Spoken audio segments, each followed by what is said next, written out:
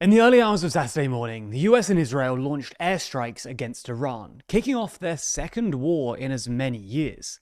In a speech released a few hours later, US President Donald Trump claimed that the strikes were necessary to preempt Iran's attempts to rebuild its nuclear weapons program, despite the fact that he claimed that it had been obliterated by the US just last year, as well as wanting to take out its long-range missile program, which could, quote, soon reach the American homeland. And we sought repeatedly to make a deal. We tried. They wanted to do it. They didn't want to do it. Again, they wanted to do it. They didn't want to do it. They didn't know what was happening. They just wanted to practice evil. Trump also signaled that despite the fact that the first wave of strikes killed Iran's Supreme Leader, this was not going to be a quick operation like we saw in Venezuela. He talked about a massive and ongoing operation and warned that American lives might be lost in the process. My administration has taken every possible step to minimize the risk to U.S. personnel in the region. Even so, and I do not make this statement lightly, the Iranian regime seeks to kill. The lives of courageous American heroes may be lost, and we may have casualties. That often happens in war. But we're doing this not for now. We're doing this for the future, and it is a noble mission. Nonetheless, Trump did not suggest that American boots would be on the ground, and instead called on the Iranian people to rise up and effect regime change. Finally, to the great proud people of Iran, I say tonight that the hour of your freedom is at hand. Stay sheltered. Don't leave your home. It's very dangerous outside. Bombs will be dropping everywhere. When we are finished, take over your government. It will be yours to take.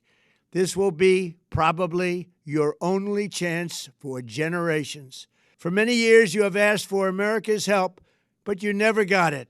No president was willing to do what I am willing to do tonight. Now you have a president who is giving you what you want, so let's see how you respond. So in this video, we're going to look at this latest war and what might happen next.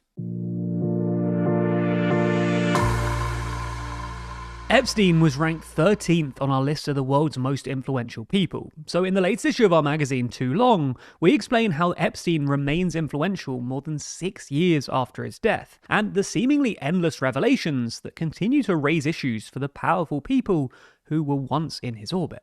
That's just one of the 72 pages in the magazine, because as always, there's more to Too Long than you'd expect. Purchase your copy by clicking the link in the description. So, while Trump obviously listed a litany of allegations going all the way back to the 70s in his speech, the proximate cause of this war seems to have been a breakdown in negotiations between Iran and the US. According to reports, there seem to have been two major stumbling blocks in these negotiations. Firstly, the US wanted to expand the scope of negotiations beyond just Iran's nuclear program, to include two other topics, namely Iran's ballistic missile program, with the US pushing for limits on both the size and range of Iran's missiles, as well as Iran's proxy network, with the US pushing for Iran to halt all support to its regional proxies, like Hezbollah and Hamas. Again, according to reports, Iran basically refused to expand the scope of negotiations, and instead insisted that the nuclear file be treated in isolation. But the second stumbling block was that even on the topic of the nuclear program, Iran and the US were unable to come to a deal due to a persistent disagreement over the question of uranium enrichment. For context, uranium needs to be enriched slightly before it can be used as a fuel in nuclear reactors. But if it's continually enriched, it can then be used in nuclear warheads. The US insisted that Iran could not have any domestic enrichment capabilities, on the grounds that this would give Iran the means to make a warhead. But Iran signaled that while it would accept limits on enrichment, verified by international observers, it needed at least some enrichment capabilities, both for reasons of energy independence and because Iran believes that it's entitled to domestic enrichment capabilities under the Nuclear Non-Proliferation Treaty, to which Iran is a signatory, and which guarantees non-nuclear states the right to the, quote, production and use of nuclear energy for peaceful purposes without discrimination via Article 4. More broadly though, there seems to have been what we might call a strategic misunderstanding between the two sides. Trump basically seems to have assumed that because the US is a more powerful country, and because Iran didn't fare too well in the 12-day war last year, Iran would just accept his demands. Trump's Middle East envoy Steve Witkoff made this clear in an interview with Fox News last month, where, as the US was amassing forces around Iran, he said that Trump was curious as to why they haven't capitulated. I know that we have red lines here from the US. How about over with Iran? The president asked me that this morning, and I don't want to use the word frustrated. It's almost because he understands he's got plenty of alternatives. But it's curious. He's curious as to why they haven't, I don't want to use the word capitulated, but why they haven't capitulated.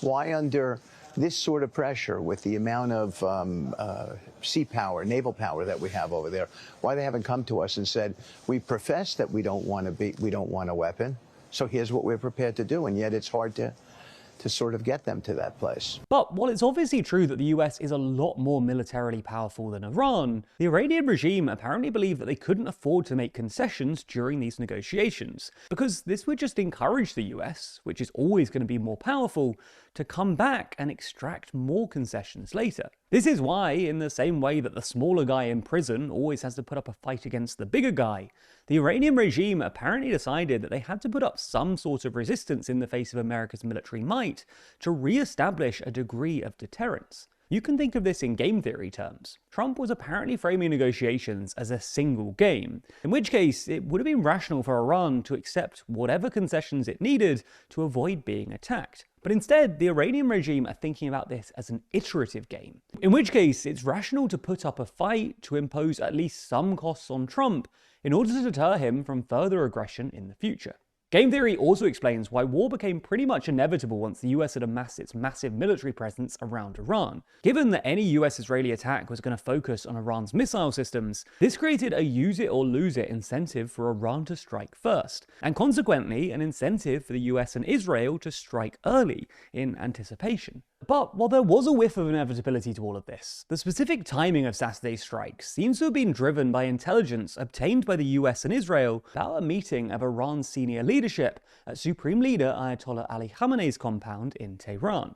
The compound itself was obliterated, killing the Ayatollah and a number of senior officials, including his chief advisor and the head of the Iranian Revolutionary Guard Corps. In response, Iran launched missile attacks at not just Israeli and US forces in the region, but also at non-military targets in nearby Arab countries, including oil facilities in Saudi Arabia and hotels in the UAE, which is probably Israel's closest Arab ally at the moment. This is a pretty drastic move, not least because it previously looked like Iran was trying to mend relations with its Arab neighbors, which shows quite how desperate Iran is to impose some sort of cost on the US to re-establish a deterrence, even if that's an indirect cost, like pushing up oil prices or upsetting its Arab allies. Since then, Iran and Israel have continued to trade missile strikes, with a fresh wave of strikes hitting Tehran on Sunday morning. So what's going to happen next here? Well, broadly speaking, we see three possible outcomes in Iran. First is the most optimistic one.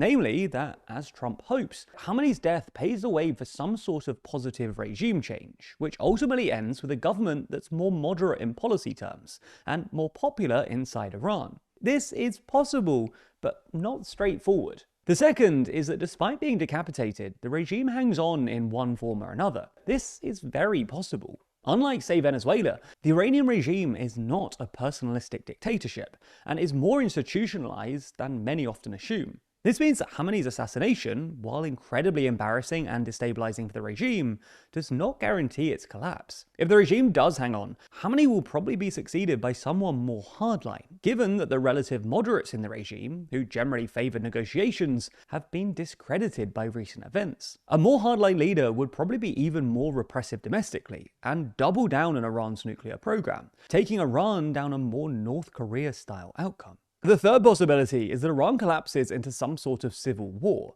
with deleterious consequences for the Iranian people and the wider region. Syria is a useful benchmark here. In 2011, when the Syrian civil war kicked off, with destabilizing consequences not just for the Middle East, but also for Europe, Syria had a population of about 20 million people. Iran today has a population of 92 million people, and has infinitely scarier weapons sitting around, which means that an Iranian civil war could be many times more destabilizing than Syria's was. As we mentioned earlier, the latest issue of our magazine, Too Long, is out very soon. And if you subscribe using code SPRING26, then you can get your first copy for as little as $4.99, as well as 20% off every future copy, as long as you stay subscribed. This latest issue features our ranking of the world's 25 most influential people, using ratings from you, our audience, as well as our journalists. Inside, we reveal not only the full ranking, but also the stories of a number of people who made the list. From the return of Donald Trump and the calculated moves of Xi Jinping, to the AI frontiers of Sam Altman. We also look at the new entries: New York's first Muslim mayor Zohran Mamdani,